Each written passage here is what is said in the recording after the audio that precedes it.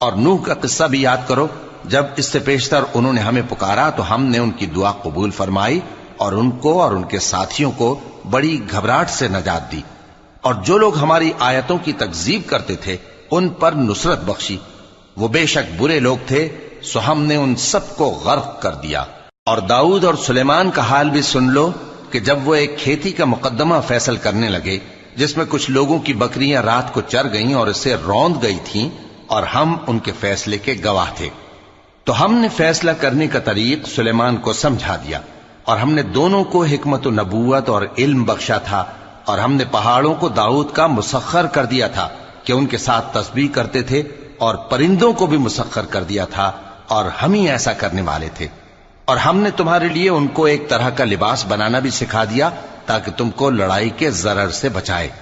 پس تم کو شکر گزار ہونا چاہیے۔ اور ہم نے تیز ہوا